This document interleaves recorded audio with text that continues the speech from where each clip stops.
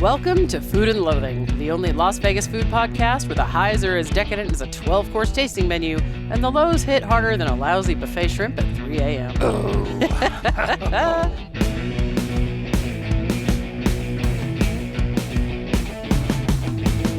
If you're wondering what happened to our punk rock host, Al Mancini, this week, let's just say that even the most rebellious immune systems sometimes wave the white flag. He's out with no voice and taking some healing time, but fear not. We still have him here in the center of the show, and our little table here of culinary troublemakers will try and make up for his awesomeness. Yeah, that buffet thing. We'll have to find out if he had the shrimp buffet. I think not. Oh, let's hope not.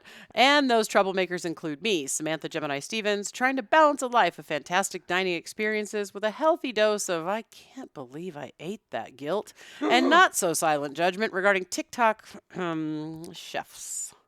I've been in Vegas for almost 20 years and have shared my experiences in various ways for 15, including food and drink for about 5 or 6 now. I'm happy to share so you don't have to make some of my more flavorless decisions. You mean like reading this entire script off tiny phones like we're doing here? Yeah. I like it. Very, very, very streamlined setup today. Then there is, as you can hear, the fast food connoisseur himself, Rich Johnson, producer extraordinaire and veteran news reporter who spent a career chasing headlines and cheap cheeseburgers. We're slowly prying that drive-through bag out of his hands and replacing it with foie gras, aged steak, and the concept of a wine pairing. You know the first meal I ever had in my very first White House trip to China was? McDonald's. Oh, my God, of course it was. I wanted to see if there was any difference, and no, there wasn't in the basic stuff, Right. but they had a couple of China-specific things on the menu, too, some chicken stuff and all that. India, what do you do when there's no burgers? Yeah, right? Yeah, I had some good stuff. Yeah, there. Australia, they have beetroot on the burgers, which I kind of like. So that, just to, again, polish my own creds. That's right. Hey, it's a process, man, and we'd like to think that it's more enjoyable than most. So, you know. And man, what a week to be alive. Oh. We're in that weird seasonal purgatory where the Super Bowl, Groundhog Day, Valentine's Day, everything collides. It's an endless loop of shadow searching, beer, football-shaped snacks, and overpriced prix-fixe dinners. Will we ever escape, Rich? Oh, I don't know. Tell me. Make it better. But first, the good news is we eat. So grab a drink, unbutton your pants preemptively, and join us as we dive fork first into the wild, wonderful, and delicious world of food in Las Vegas. I don't know. If I unbutton my pants, I see a restraining order in my future. You know, this week we bring you a conversation between Al and Sylvia Welsh of the Composer's Room. We bring you information about the weekend's bagel eating championship that was held on Saturday in the convention center area. But before we get to all that, we'd like to start off the show by sharing our experiences in hopes they will inspire you to get out there, support local, try something new, and adventure along your own culinary path. So, Rich, do you want to start us off? Well, yeah, I actually had a week that came closer than I have in a long time to living up to the rarefied air that you and Al breathe on a near daily basis. That included 2 trips to the Plaza, my old podcast haunt, on what is just about the 5th anniversary of On the Corner of Main Street. Cool. Still the only podcast hosted by the CEO of a Las Vegas casino, that being the extraordinary Jonathan Josso. Oh, yeah, I've liked working with Jonathan. Yeah, after hanging with Jonathan, and we even went across the street to Circa to watch a slap fight from Saudi Arabia. Like actual slapping? Yeah, it's a thing that Dana White and UFC does. Okay. And they had a big UFC match like on the Saturday in Saudi Arabia. Yeah. So this on a Thursday was the preliminary. I think it was Friday night or whatever it was. I think I saw ads Saudi and I Arabia. thought it was fake. No, it's a real league. And the guy that was, I didn't see him wear, but apparently he had cut a deal with Jonathan to wear some Plaza logo There you on some of go. his warm-ups. But he was the challenger for whatever class, Yeah. in quotes, this event was. One slap, out he went.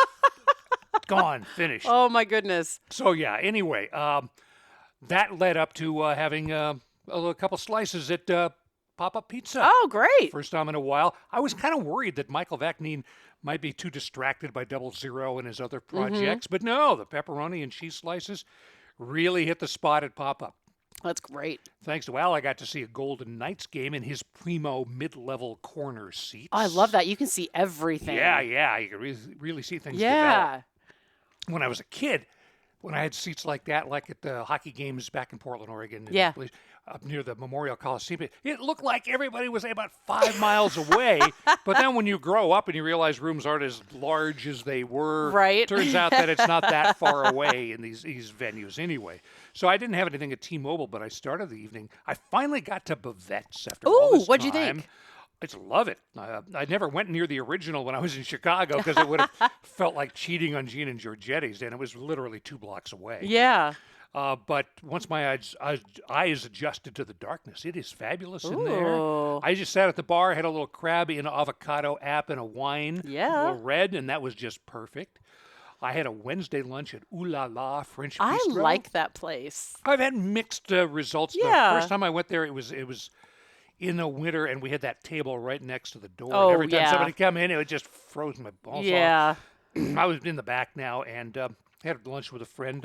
Speaking of things going on, NASCAR is coming up in a couple of That's weeks. right. Daytona Oh, my 500. Shout out to Jeff Motley, the PR director at the Las Vegas Motor Speedway, who always lets me get in there and have fun. I, of course, at the Ooh La La had the steak frites. Oh, all yeah. excellent. I got to find something else on the menu there. But the chef owner, Richard Terzaghi, was there. He was serving up the stuff. He said, try the duck next time. So I will try the duck next time. Actually, I kind of already did, but we'll get to that. Saturday, it was you and me. We did. I'll let you talk about that. We'll get to that. I did a little panic buying at Costco. I got some Mexican avocados and 2 jugs of Canadian maple syrup. Stocking up before the tariffs hit. Exactly. Of course, when I walked out, I saw my clock that on my watch that on my phone rather. Could be anything you I can was read gonna news on say, anyway. Pick a device. I read news on this ring someday. Anyway, that the tariff thing had been postponed for 30 days between Mexico and Canada, so I did not worry about that. And the avocados are going to get made into some dip, I think, this weekend. Nice. Nacho time for Yes. Super Bowl. Oh, of and all course. that. So anyway, I did that. Sunday night, I went back to the Plaza and Oscar's Steakhouse, had nice reunions with Chelsea, the bartender, I love her. and Nina, my favorite server, tiny little woman from Paris. Yep. It turns out we might be in Paris at the same time. Ooh. yeah. Ooh la la. Yeah, just like, a woman 30 years younger than me really is excited about that idea. Anyway, onion soup and the meatball app filled me up. In fact, one of the meatballs filled me up. The other became Monday lunch. There you go. Monday night, time for takeout from Aromi. Remember I talked about this a couple of weeks Yep. ago? The Italian place right across the parking lot from Ooh La La. Yep. Rampart and Lake Mead. I wanted to get a takeout there a few weeks ago on Monday, but it was closed on Monday. But they had just opened another smaller, sort of different Aromi over in the complex that houses That's what I Marche heard. Bacchus. Yeah, I hadn't got over there yet. That place closed. Oh. Too late. Well, I missed out. Yeah, they told me the space That was happened just fast. not right, which I felt at the time because it's sort of an indoor-outdoor space and it was about 30 degrees outside. Yeah. The Is little it the tiny heaters. place that Rooster Boy used to be in? No, it's sort of across the corner from Oh, there. interesting. Okay. There's the Americana, I think it is, right Yep. there in the corner, and then the next one is to the right as you face that whole Interesting. Okay. thing. Anyway, it's empty now. Yeah. So that freed up for the original bronzino, as usual, for my ex-turned-roommate, and I had the chicken piccata and was not disappointed. Lovely. Tuesday morning, a trek downtown to Publicus for lattes, a croissant, and the vegan carrot cake. The croissant, which is about 2/3 butter. Yeah. I don't know how they hold it together, but it is so Magical wonderful. magical kitchen physics. Yeah. Carrot cake, the vegan carrot cake. Now, for the most of the part, carrot cake is, come on, let's put It's a vehicle for cream cheese It's frosting. a cream cheese frosting delivery device. And my only complaint, not enough of that frosting. Their vegan frosting, indistinguishable from the real thing. And Wow. I'm not much of a vegan at all. No. But my complaint is not enough. Put more Okay. on there. And finally, on the way here, I just stopped at Sushi. Takuni Sushi, Boca Oh, Park. sushi tanuki. Tanuki, that's it. I love that I had place. written it down, and then I realized I had misspelled it. Nice, solid, usual suspects Yep. for me. 2 salmon, 2 tuna, 2 eel, and a California roll, and a Diet Coke, and Great. good stuff there. They have some really good no rice stuff because I don't really Yeah. eat a lot of that kind I of stuff. need to, But I love the fish, and their combinations are really nice. Yeah, I need to minimize the rice. This was sort of a falling off the wagon thing on the carb thing. All right. What about you? Oh man, I've been busy. Like I'm making up for lost time, I swear. Friday and Sunday, I went to Middle Child on Paradise. That's in the Collective Center near Corporate Drive and the Hughes Center. Friday was my first time. I'd heard a lot about it. I've just never been able to get over there. It's breakfast and lunch only, so you gotta go earlier in the day, which is usually when I like to eat anyway. But so I had friends in town of various flavors. So took one on Friday, took a couple of them on Sunday. The biggest thing I want to talk about there is they have this bacon and chorizo crispy fried rice. Now, usually when you think fried rice, yeah, there's some texture here and there, but it gets a little soft at spaces. The veggies might get a little mushy. This is not that. The rice itself is deep fried. Then they saute everything together. The carrot had some really good texture in it, but it was still cooked. It had a fried egg on top. It had scallions. The chorizo and the bacon you think would be like super fatty, but there was something about the crispy of the rice and those fresh veg that were just fucking perfect. Well, you can always have me at deep fried. Right? It was like everybody got sauerkraut in every bite. That crispy rice you yeah. usually have to wait for at the bottom of a dish, or you hope nobody else picks it when you flip over the pan of specialty rice. No, Yeah. this every bite. It was wonderful. Still trying to get my sauerkraut act together on my paella. Right? Everything else I tried over the weekend was good, don't get me wrong, but just not amazing. I wanted more seasoning, which is usually part of it. The lobster and truffle Benedict, the hollandaise was tasty. The truffle was generous. The lobster was cooked wonderfully, but the hollandaise was a little cool. Not cold, but cool. And for those who like vichyssoise and other cold things, if you've never made it, you have to understand that when you serve something cold, you have to season the hell out of it. So the warmer it is, you can use less. So I don't mind it that it was a little bit cool because it just, with the fish and everything, it was kind of perfect. Yeah. But I just wanted a little more seasoning. My girlfriend got the, blah, blah, blah, blah. I'm going to skip over myself. I almost said bone marrow biscuits and gravy. Also, really tasty, and it had bits of bone marrow in the gravy, and she got a canoe bone of roasted bone and bone marrow. Oh, my. So it was beautiful. But again, just a little, just another touch of salt, maybe a hit of white or black pepper, depending on the dish. But really, all in all, loved it. And tossing this out there to the bartenders, I'd never had something called a Garibaldi before. It's a low ABV. I'm thinking of it as a brunch cocktail. It's Campari and what they call on the menu fluffy orange juice, which basically is a big fancy name for just saying they took the orange juice, the Campari, and a little simple, if you like simple, I don't, Yeah. and put it down with an immersion blender. It was kind of like drinking a slightly alcoholic orange Julius I with was that just grapefruit about to bitter. say that. Yeah, yeah. It was perfect. I really, really enjoyed it. It was a great way to start breakfast. Friday night, I spent time at Solamente Pizza on Sahara between Cimarron and Durango. That's over by Payman's. Ethan Spitzer was in the house. That's chef owner. And I had a lot of fun. He walked me through some pizza making, how they ferment their dough, and just kind of shared their experiences over the past couple of months. Took home 3 pizzas for me and my house guests. And, mostly I was there to just support my friend. I hadn't seen him since before he and one of my girlfriends got married. So no interviews this time around. Just a huge shout out to a great team for a fun evening and some amazing pizza on a sour, chewy crust, which I love. Yeah, that's what I've been looking for. Watching them shape Yeah. dough and get it ready, and loved it. And go early if you can, because lately, if you've watched their socials, they're selling out. Wow. Because they've been, trying to produce the dough and make sure they've got all the dough balls ready for whatever they're facing, but they have been hopping. So definitely get in there to make sure you get the goods.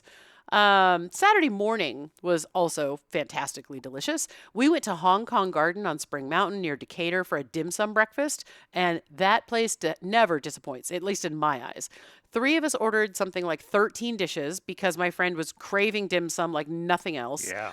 And we went to town.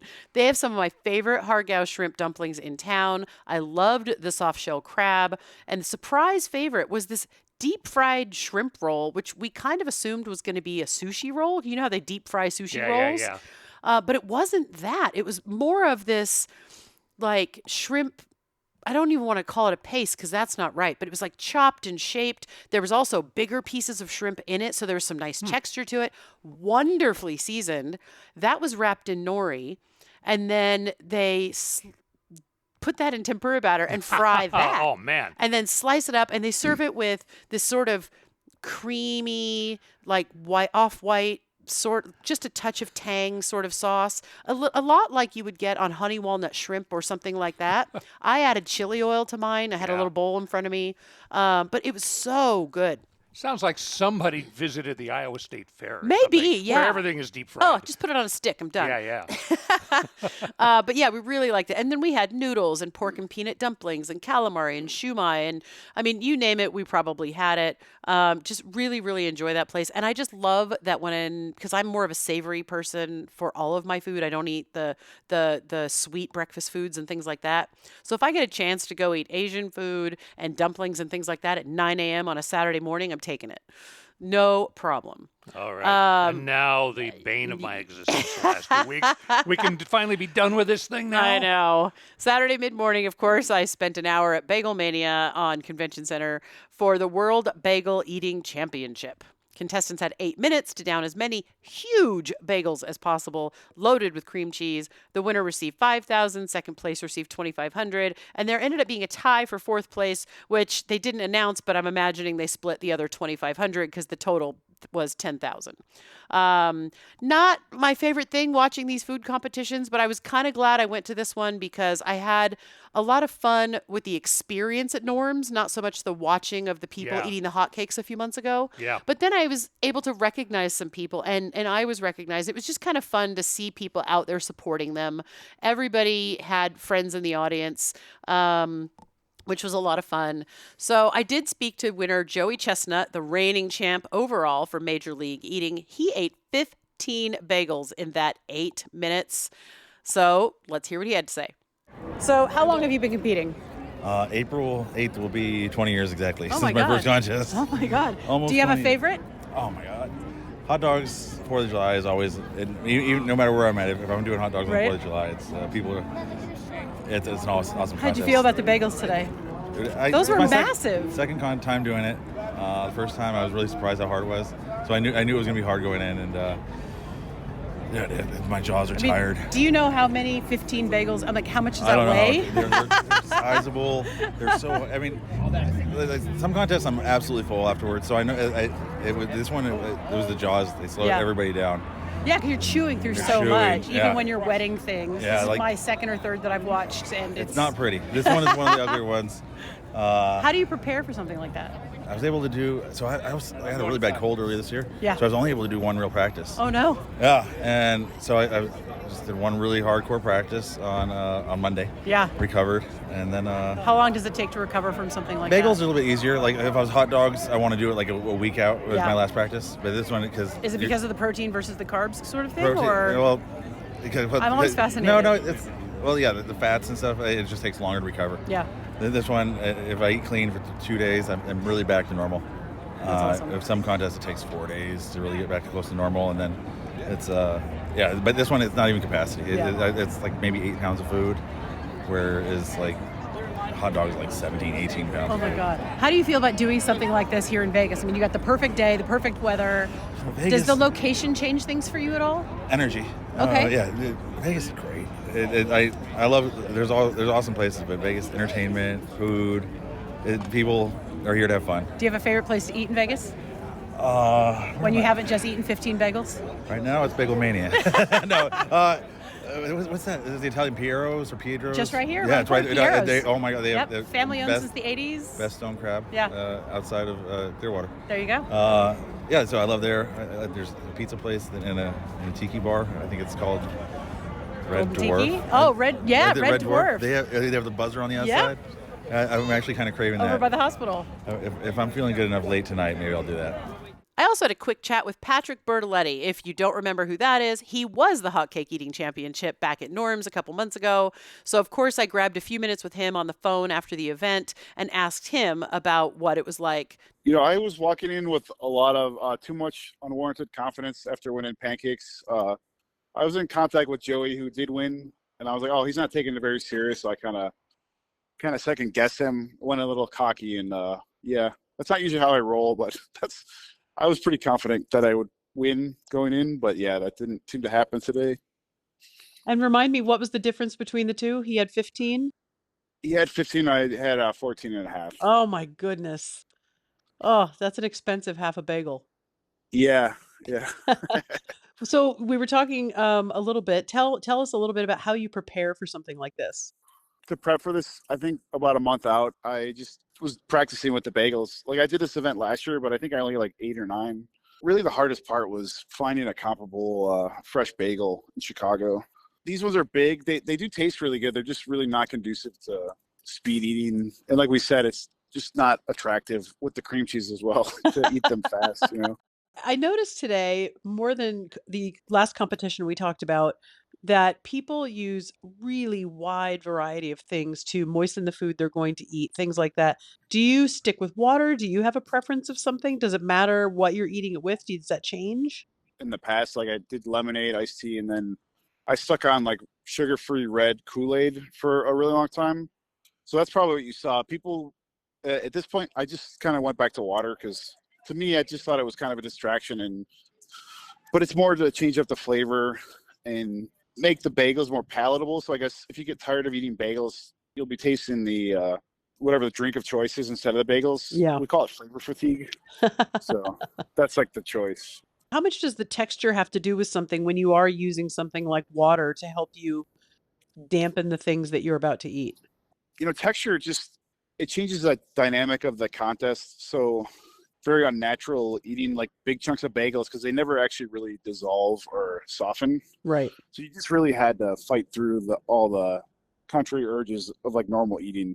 So that was probably the main difference between this and hot dogs where the buns get really soft. But when dunking, like the dunking didn't really seem to help, I didn't think. So what's your next big competition? I heard there might be a fudge eating contest again, which I swore I would never do it again, but I might be doing it again. We'll see. We'll see. And then that evening, I met up with, well, you. Yeah. And I loved our dinner at Ada's. That's, of course, in Yes. Tivoli Village. Really appreciated that you had that amazing sourdough and whipped duck fat butter plate already ordered when I walked in. Well, you had talked about it a week or two before, and I thought, well, yeah, how It's can I so not? good. Yes. Just a little bit of chopped herb and then a little bit of that flaky country salt or whatever you want to call it on top. Just love that. So, so good. It was a great accompaniment, I thought, to the bubbles they started us with. How did it go with your mystery red? It was just fine. Actually, with something like that, I would have a bread thing and a wine thing. I'll leave the wine for later and Yeah. just have the bread and the water. Like I'm in prison or something. Thankfully, So- Ada's is not prison food by any stretch No, of the not- imagination. not at Although all. maybe prison would be more fun if Ada's was catering. Who knows? Good God. I don't want to find out. No. We both we both really enjoyed that crab and cucumber dish, full of big spoonfuls of sweet crab meat. It was really bright and vegetal, crunchy crushed cucumbers and veg, and then those preserved lemons to me were Yeah. just the end all be all. I loved the walnuts for like an earthy vibe and the crunch, but I kept going back to those preserved lemons because it just made everything pop. Yeah, and then there's when you go out with you and the you know people, free stuff shows up. Right? I know. They had us try those raclette cheese croquettes they have on the menu. Gorgeous, perfectly fried and crispy on the outside, melty inside, large squared off sticks of raclette cheese, and an herbed aioli and sort of another, Yeah. more of that herbed oil on top of that. So you can kind of mix it. Salty, funky, crispy, smooth, a little tart and freshness. Like, oh man, that was a great bite. Not exactly the cheese sticks from Fridays. We'll get to that. Yeah. I was so full though that I only tasted the beet sauce on your duck dish, and I thought it was earthy and fun. They likened it to sort of the flavors of a borscht, and they weren't totally wrong. Yeah. But I also think it had a more lovely sweetness because Yeah. I like a little sweet with my duck. So tell me how that was. And the texture of almost frosting yeah. on there. Oh my these God. little 4 dollops of this the beet Yeah. stuff next to the 2 pieces of breast. I always look at the duck and it looks so tiny and all that. But by the time I've had 8, 9 bites out of those 2 pieces, Yeah. I'm full. Yeah, It's that was very a lot of rich. food. And then slopping it up with that beet stuff is Oh. just great. Oh my Stuff. God. There's And wasn't it a little bite of horseradish, I think? Just a little dollop next to the Maybe. beet? yes, Yeah, yes, I liked that right a lot. In there and like Oh. that. Oh man. And then we tried to leave. Yeah, but no. We couldn't leave without sharing a dessert. And we tried the Earl Grey panna cotta with ginger snap, as it is listed on the menu. And it was a surprising and fun bite. And the surprise is going to come in a second. The panna cotta was the smoothest, creamiest panna cotta I have had in ages. I loved the warming Yeah. spice flavors of the ginger snap dust and really light crust. It was super light, though. It was more like a flavoring with those warming spices than a huge piece of anything. And the surprising part for me was that cranberry gelée at the bottom, because I was certain that such a sharp flavor would overwhelm the tea. Because Earl Grey isn't the Yeah, yeah. sharpest, deepest tea you're ever going to drink. And man, I loved that combination. It was a great foil, again, a fun bite, and I definitely wanted more. So, I Yeah. mean, I don't know. Maybe that's dinner tonight. Maybe I go and eat more Yeah. dessert and drink wine. But also, he poured us a little. Was it a Riesling dessert It was wine? an ice wine Yeah. with a Riesling base. Yeah. And that was very different before and after a bite of the Yes. panna cotta. Oh, man. Yeah. You described that the best. At first, the wine, yeah, it comes off a little bit sweet, which you expect. It's a dessert Yeah. wine. It's an ice wine. It had some really nice mineral and tanginess to it on the beginning. But then after you had that bite with that smooth tea and then that little bit of sharpness from the cranberry gelée, which is damn near clear, by the way. It was so Yeah. cool looking. Yeah, the wine completely changed. It became almost a little bit savory. The texture of it Yeah, changed. The dialed mouthfeel down. changed. Yeah. That sweetness went way down, and the dessert just met it perfectly. And it ended up being this really fun, balanced combination that I never would have guessed. Yeah. Really, really enjoyable. I'm glad you were So- there to actually put words to what my mouth was doing because I'm still don't have the vocabulary down that I should. Well, we'll add that to the classes. Okay, thank you, teacher. On Sunday evening, I hit the Ada's pink, I think it was pink and juicy takeover at the 00 Pie and Pub on Spring Mountain near Arville. It was $45 a person. It wasn't a full meal, but it was 4 tasting pours, including 2 rosés and 2 reds, plus desserts from pastry chef Stephanie Veda's. We didn't pair our wines with the desserts because we wanted pizza too. So we had the wines, ate our meals, but saved just a little bit to go to the dessert after the fact. We had the Bianco pizza, which is a white pizza, super flavorful. I am not usually a fan of white pizza unless somebody tells me that it is a garlic pizza because I find Yeah. that a lot of the stuff just becomes a little bit one note. Not Yeah. this time. Man, garlic, pepper, funk of cheese, a little acid did wonders for all the wines as well. And, vice versa, as we just mentioned. So definitely go for that. I love their, sort of new Neapolitan, I love to call it neo-Neapolitan pizza, and that crust. Again, sour, crispy on the outside. I love that the char bubbles that it gets, super chewy on the inside. So for that pizza and those wines, it was brilliant. We also had their carpaccio that I can never rave enough about. I talk about it every time I go there. It's super thinly sliced Wagyu beef, yuzu kosho, herb croutons, truffle herb sauces, fresh microgreens, all the flavors from a touch sweet, sour, some heat, and of course, umami. Now this is Ada's stuff at 00, or is Just this the 00 wines thing? and the desserts. So I'm Oh, going to come okay. back to those desserts. So but you're I describing had to 00 shout out stuff, the yeah. 00 stuff Yeah. because with those wines especially, it was just a brilliant combination. We also loved the house pickles and did a shot of the pickle juice. And we did that with the the first red, and I'm going to post this on social media because sadly I don't have it in front of me. Really fun combination because they don't use vinegar in their pickles. It's not sweet or anything like that. It's a lacto fermentation. It's just salt and water and thyme. And it just went really well. The wine picked up a lot of those notes that are not vinegar, but kind of gives you that acid spike. It was brilliant. So even if they weren't serving the food with the wines went perfectly with the food. So somebody did all of their homework. And of course, that's Wine Goddess Kat over at Yes, Ada's. yes, She yes. put all the wines together. Stephanie's desserts were incredible. One of them was a mini pavlova, not much larger than, say, a silver dollar. Yeah. But it was so full of flavor. It had fruitiness, and the pavlova itself, usually when I try and do a meringue that small, they're just a little too crispy all the way through. This still had that crispy outside, the tender marshmallowy inside. The fruit was really great with it. It couldn't have been better.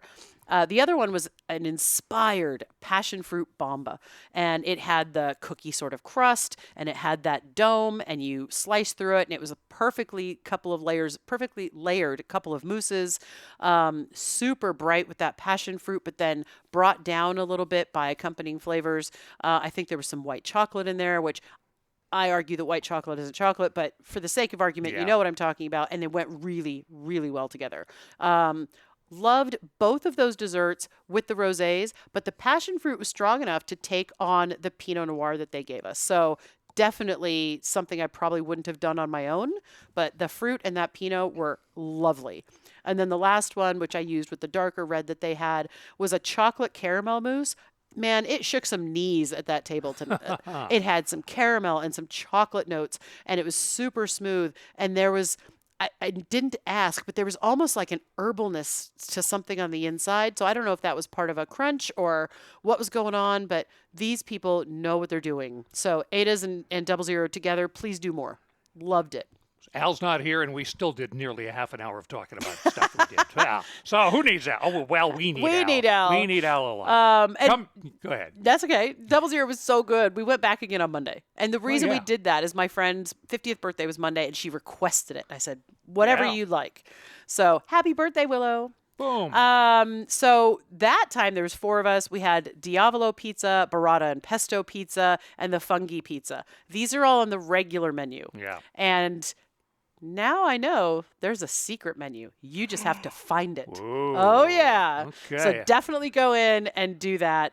I think my favorite of those 3 that I just listed was the burrata and pesto pizza. Their pesto sauce is amazing. It has all that really strong fresh herb flavor, that garlic, but without being cloying. And some pestos feel really fatty on the tongue and really coating, and it wasn't that. And you would think with cheese it would be stronger. It was a beautiful, bright, light pizza. Absolutely loved it. So definitely do that.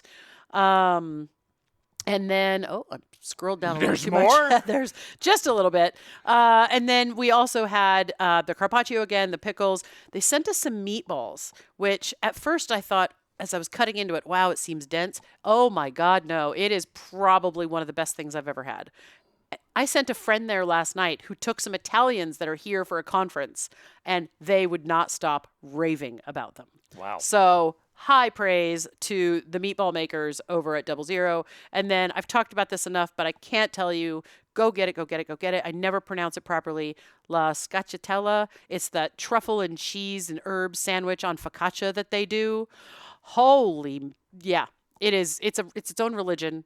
And just go do that. Try all the desserts. Yeah, it was, good Lord. It was a lot of stuff, and it was kind of amazing. I'm exhausted. But we're not done. Coming up in the news, a pre-show, pre-fix dinner at Ferraro's. Sushi is coming to a very busy part of the nation. But first, before his voice went on a walkabout, Al sat down with Sylvia Welsh at the composer's room. What is that, you ask? Well, hang around and find out, darn it. This is Food and Loathing.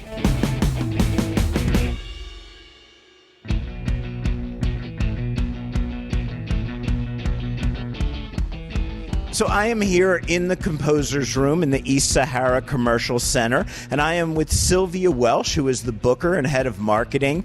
And I was just in here for a brunch. I'm going to be having lunch here again today. And I realized we've never had you on the show. We've never spoke about what you do at the composer's room. And it is, I don't want to say unique to Las Vegas, but it is kind of a throwback to a very cool era of Las Vegas.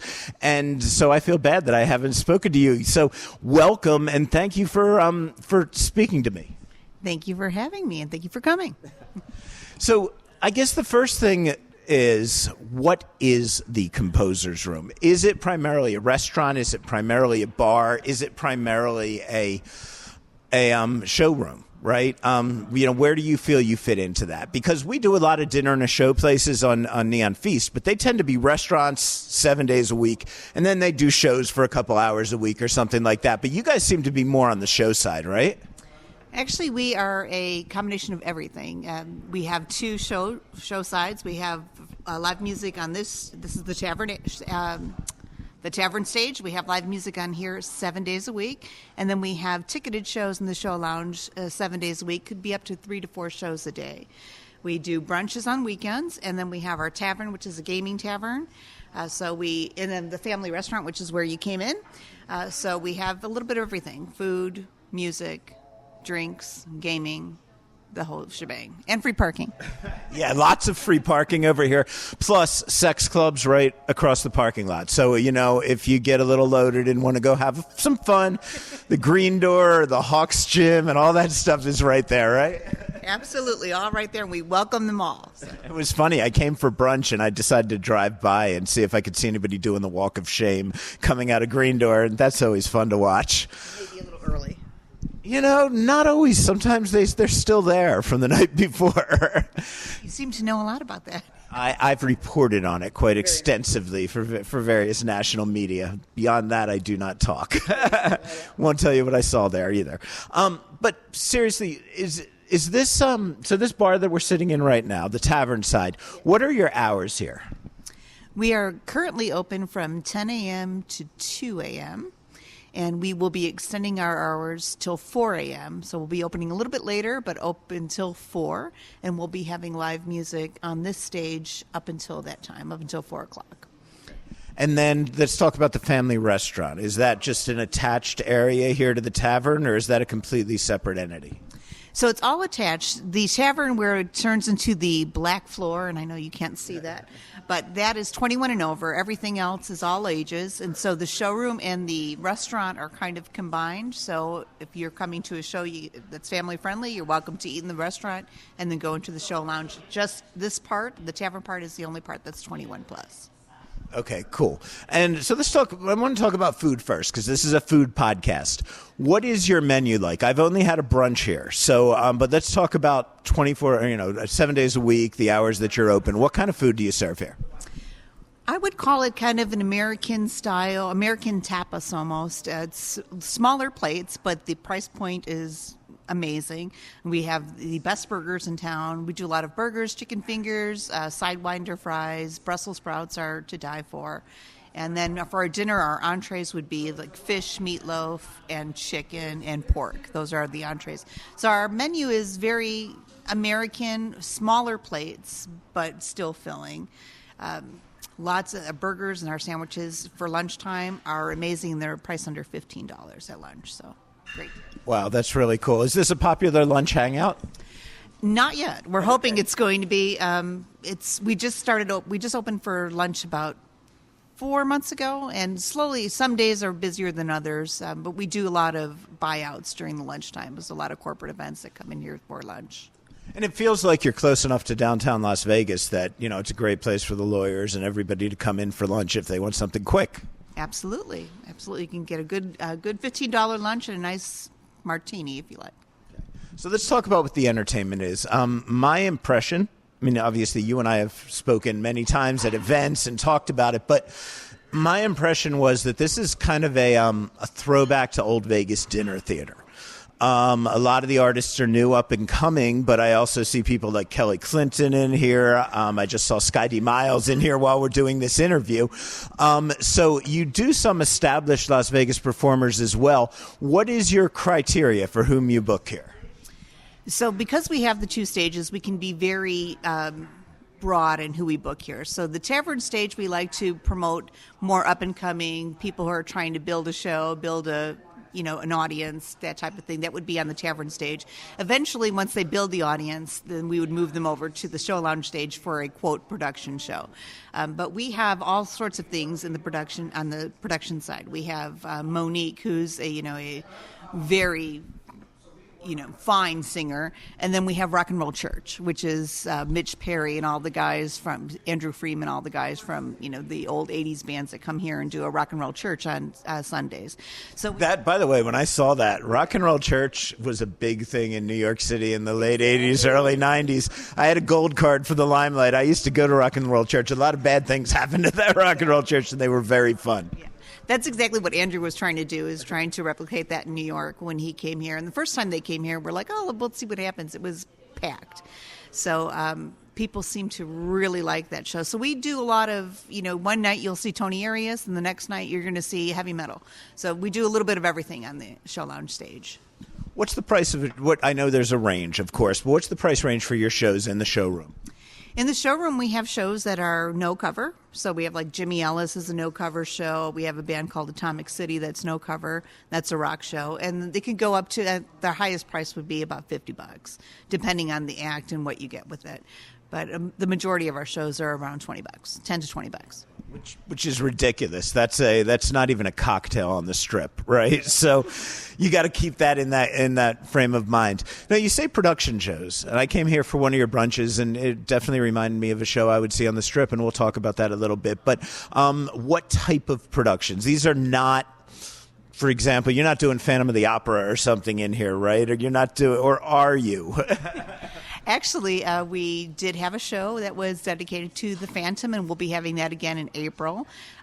It's not like a theater show. However, we do have the capacity to do a theater show in here. But a production show would be, they're using the video screens. We have a full LED wall, so they're using that. They're changing outfits. It's not just, they're getting out there and singing some songs. It's more elaborate. Maybe they're bringing up different singers, like the piano party, for instance, that's every other Tuesday, would be Keith Thompson, who would bring up all of the singers in Las Vegas. Like Julia Miranda has sang, Christine Shebeck, all of them come up here and they sing a song and perform, and that's kind of like more of a production than just coming to a tavern show where they're just up there jamming. Yeah, and the tavern show is, I'm sitting in, there's video poker to one side of me. There's a bunch of tables like you'd see in any of the many taverns in Las Vegas. But what makes it different is there's a stage up there. And right now there's a piano on it. It's bare of anything else. But looks like a place where a full band could come in and play, or just a lounge singer could come in, or anything in between, right? Yeah, we actually have Carlos Mencillo has done karaoke up there. There's a lot of things you can do on that stage, but that's really where the talent kind of starts off. And what we want to do is always graduate them to the bigger room, right? So this side can hold about 50, the other side can hold 150. So we hope that this side, they outgrow this side and they go to the other side is the plan. You were doing a couple of brunches, which you've been telling me about for a long time. I finally got to see one of them. It was the Brunch of Broken Dreams, which is, I guess you would call it, we talked about it on the show, call it an emo-era rock review is the best way that I could describe it. The brunch was a buffet brunch, right? So when you do dinner time, and it was good, right? It was good. It was nothing super fancy. There were dishes there that were a little more original than things I would see at some brunches. It was not a Four Seasons brunch, It struck a nice middle ground there. And what I saw happening was, I came a little early so that I could eat my brunch first, and then we went over into the showroom. But a lot of people came closer to the actual showtime. They came to the brunch buffet. They loaded up on what they wanted, and then they took their plates into the showroom. Is that how it works around the dinner hours as well? So usually the dinner show would start about 7 o'clock, and most people will start arriving at 5. And we don't do like a dinner and a show package for most shows. Some do. Like we have an Elvis show that's coming up for Valentine's Day. That would be a dinner and a show. By the way, I should say, because I know a lot of people, that's Big Elvis, right? That's the man, Big Elvis. He hasn't been well, right? So he's been out of commission for a little while. So we're so happy he's back.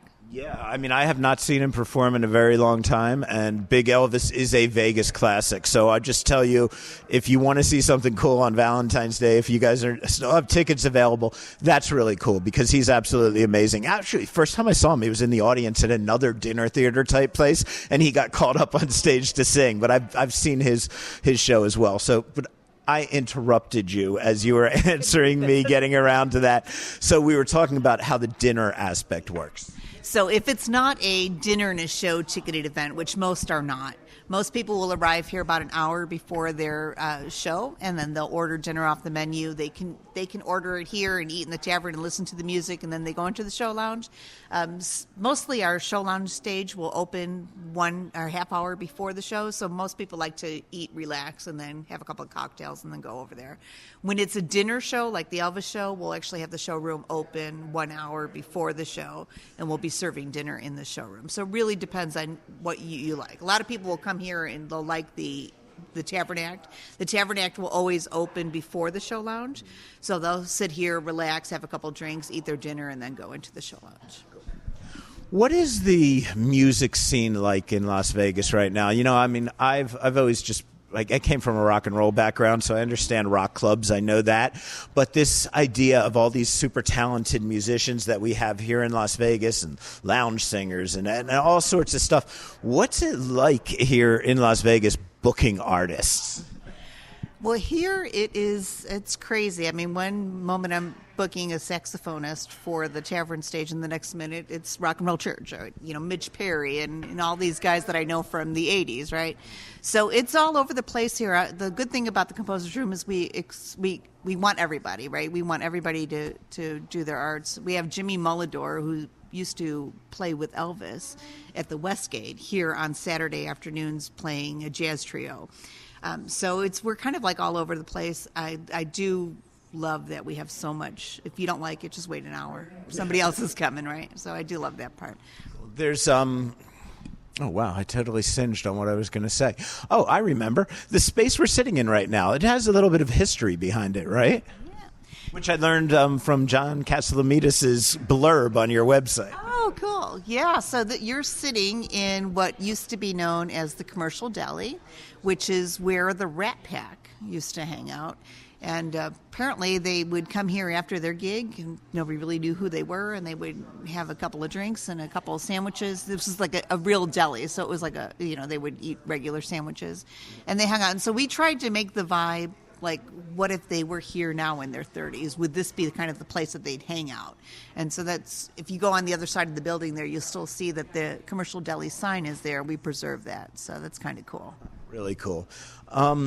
When I find a place like this, or like other places, we're not going to mention your competitors, but the places that I really love, what I like about them is very frequently I'll see, say, the guitar player from some strip headliner, right? Or people who are very, very, they're successful in their own right, and often as a side person or whatever, and they come to places like this to work out new material. And also a lot of people, after they finish their show on the strip, love, in other spots, I've seen them just come and hang out and take in new artists. Have you gotten to that level yet? Have you gotten to the level where the strip performers enjoy coming here maybe after work to hang out? Actually, we have.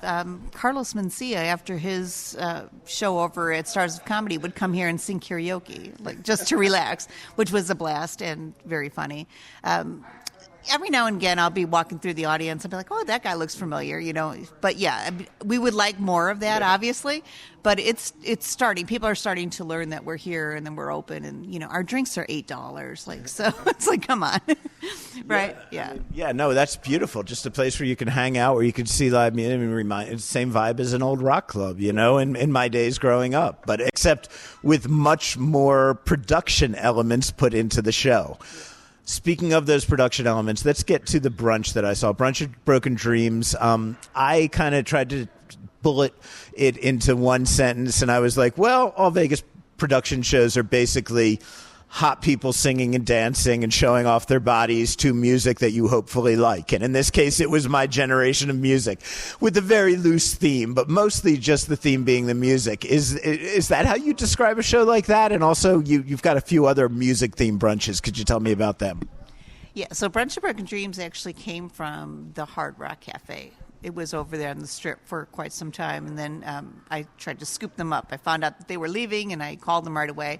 It really is just a goofy, fun, music, hot people show, right? It gets the audience up and dancing and, just remembering the song. It's about Scotty, right? If you know what that is. Yeah, Scotty doesn't know, but you do. It's a whole story about Scotty, and I think the audience really starts to kind of fall in love with Scotty, right? We're all rooting for Scotty. Well, the women I was with were lusting over pretty much all the guys. Right? Yeah. Right. Especially when they take off their shirt. Yeah. So it's a fun show. I don't know if there's a whole story behind it, right? It's just a good time. You come here, you have some bottomless mimosas, you have some good food, you see some hot people spinning around on a pole and listening to great music. I mean, it's just a lot of fun.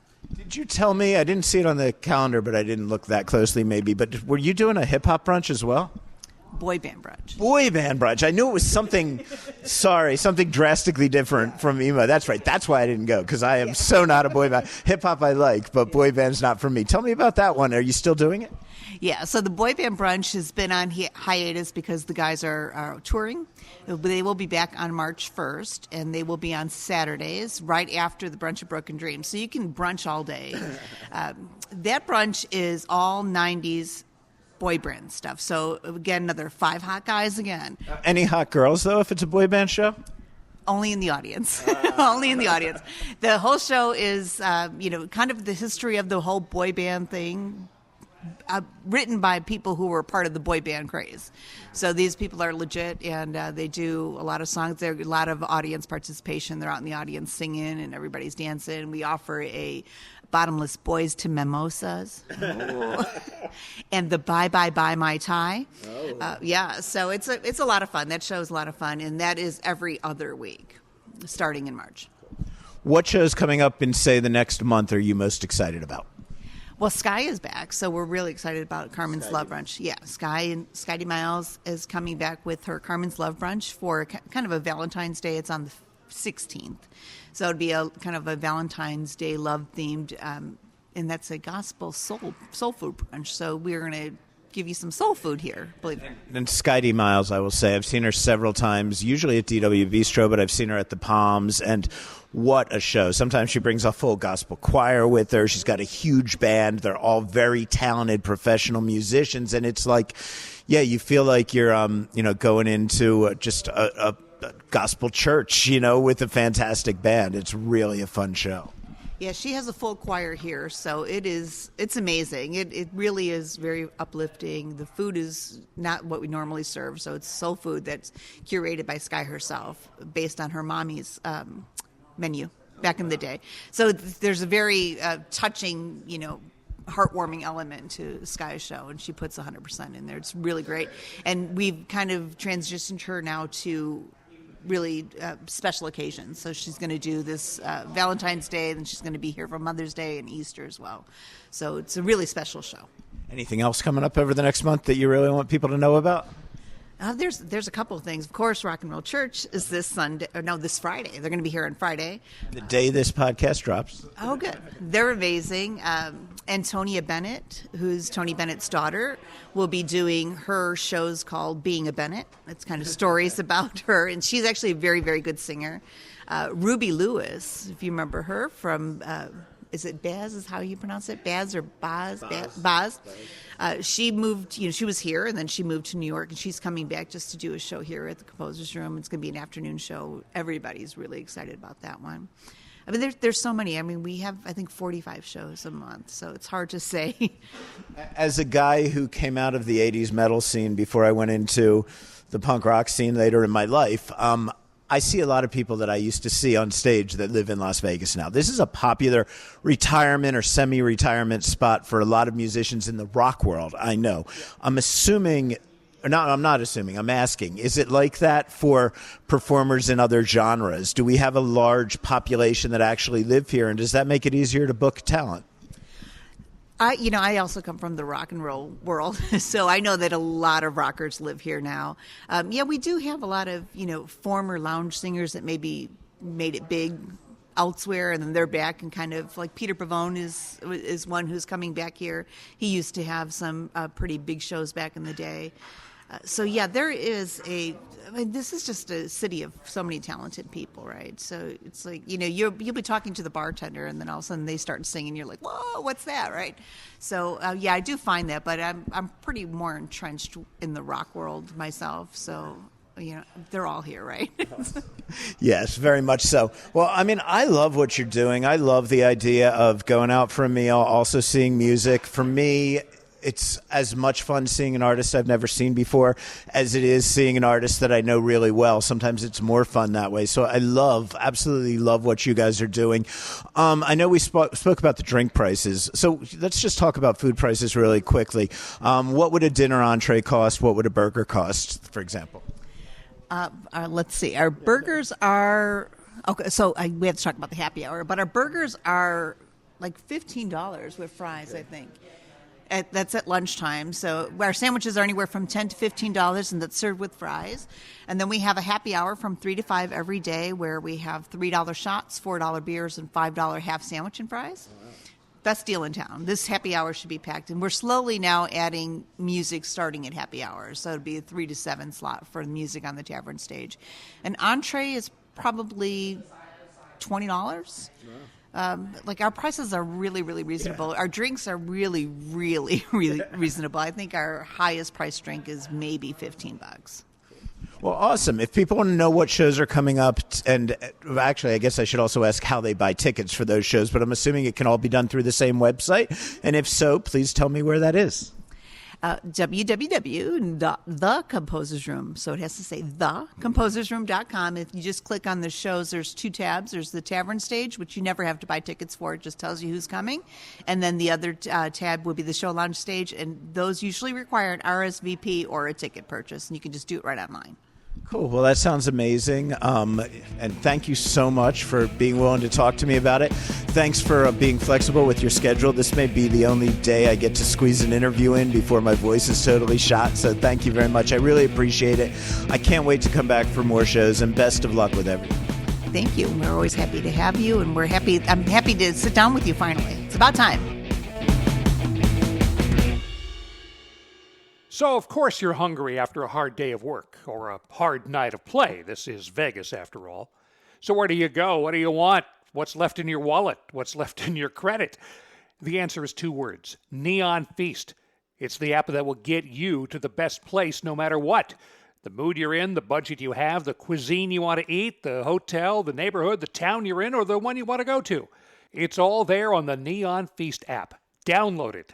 Tell it your every desire. I mean, your every food desire. And then get satisfied. And again, we're talking about food. It's the Neon Feast app, or online at neonfeast.com. It's time for the news. Ferraro's is rolling out a new deal, which billed as a prefixed pre-show dinner. Maybe just a nice way of renaming the early bird special, I think. $65 gets you a 4-course meal, 2 to 3 choices each on a pasta, meat, and dessert. Chef Mimo Ferraro's prefix menu is available between 4 and 6 every day. That's great. Yeah. That's great. And, Valentine's Day and all of its satellite days are next weekend. Oh, my God, that's happening fast. Yeah. Among the many places offering special menus and deals are friends at Sparrow and Wolf. 5 courses and an amuse-bouche run you about $165. Another $76 gets you the wine pairing for each course. Actually, I think that's $75. That was a typo okay. on my part. Save $1. But yeah, save $1. Give it to the kitchen. That's right. And buy the kitchen some beer. And the menu includes oysters, lobster, beef cheeks. Oh, I love beef cheeks. Wagyu New York strip, king crab, and so much more. And if you've ever heard us talk about it, you've eaten at Sparrow, you know they're going all out. Oh, indeed. Broken Yoke Cafe is doing a weekend event to benefit the Leukemia and Lymphoma Society's Student Visionaries of the Year campaign. This is next weekend as we record this, Saturday, Sunday, Monday, the 15th through the 17th. 20% of all sales will go to LLS to help in its battle against blood cancers. There is one catch, though. You got to mention the fundraiser to your server. You don't have to give them extra money. You just say, hey, I want the 20 to go to the other folks there. Broken Yoke Cafe has 4 locations around the valley. They do. Yeah, one not far from here, actually. Yeah. In its ongoing $1.5 billion renewal project, that's billion with a B, the Venetian is doing something it admits was lacking. Takeout options close to the Venetian Convention Center. Wow. Yeah, that has been like it. You don't realize it until you realize, you get to have it now. There's Starbucks and nothing else. Otherwise, you got to sit down. That's not good enough. Yeah. Nomikai is a new sushi place situation along Venetia's Restaurant Row near Delmonico Steakhouse, Yardbird, and Chef Lorena Garcia's Chica.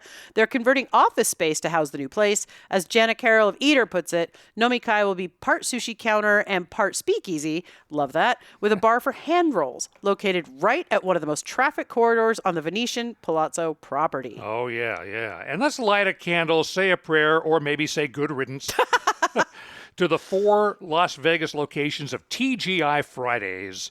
The spots at Boyd Gaming's, Orleans, Sam's Town, Aliante, and Gold Coast abruptly shuttered on January 31st. Do you have any Fridays memories? Oh, not good ones. I mean, when we were younger and in Yeah. college, they were open late.